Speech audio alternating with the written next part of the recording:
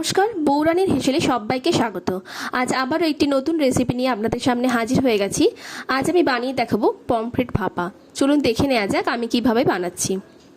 এটা খুব সহজেই বানানো হয়ে যাবে, আর যেহেতু ভাপা মাছ তাই জন্য এখানে ভাজার ঝামেলা নেই। গরমের মধ্যে কিন্তু এটা খুব সহজেই আপনারা কম টাইমে বানিয়ে নিতে পারবেন। প্রথমে তার জন্য একটা পেস্ট তৈরি করে নেব। এখানে দিয়ে দিচ্ছি কালো সর্ষে। এখানে আমি 2 চামচ মতন কালো সর্ষে দিয়ে দিলাম।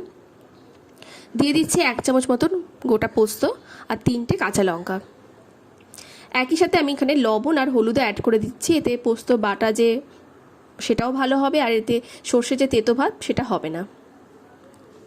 এটা বেটে নিয়ে আর ততক্ষণ একটা কড়াইয়ের মধ্যে আমি মাছগুলোকে নিয়ে নিচ্ছি। এখানে 4টে আমি পমফ্রেট মাছ নিয়েছি। এটা মিডিয়াম সাইজের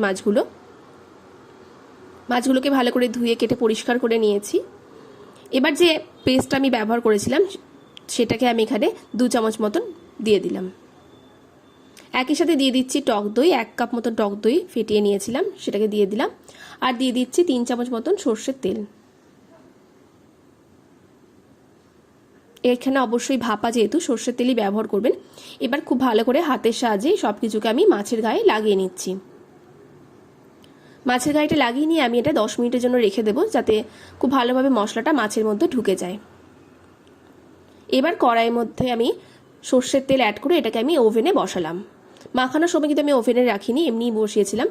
আর একই সাথে আমি এখানে যে মিক্সি ধোয়া জল ওটা 1 কাপ মতন এখানে অ্যাড করে দিলাম, আর 3টে চেরা কাঁচা লঙ্কা দিয়ে এটাকে 10 মিনিটের জন্য আমি লো হিটে রান্না করে নেব। যেহেতু পমফ্রেট মাছ খুব সহজে এটা সেদ্ধ হয়ে যায়। দেখুন মাছ কিন্তু সেদ্ধ হয়ে গেছে আর খুব ভালো মতো গ্রেভিটাও তৈরি হয়ে গেছে। এবার কিন্তু আমি এটাকে নামিয়ে নেব। আপনারা চাইলে এরপরেও একটু কাঁচা সর্ষের তেল অ্যাড করতে পারেন। আমি আর করছি না, যেহেতু আগে অনেকটাই সর্ষের তেল আমি ব্যবহার করেছি। খুব সহজে তৈরি হয়ে যায়, মাছ ভাজার কোনো ঝামেলা নেই। আর এই গরমের মধ্যে কিন্তু বেশিক্ষণ আমাদের রান্নাঘরে টাইমও কাটাতে হবে না এই রান্নাটা করার জন্য। আজকের রেসিপি ভালো লাগলে অবশ্যই লাইক, কমেন্ট, শেয়ার আর সাবস্ক্রাইব করে আমার পাশে থাকবেন। ধন্যবাদ।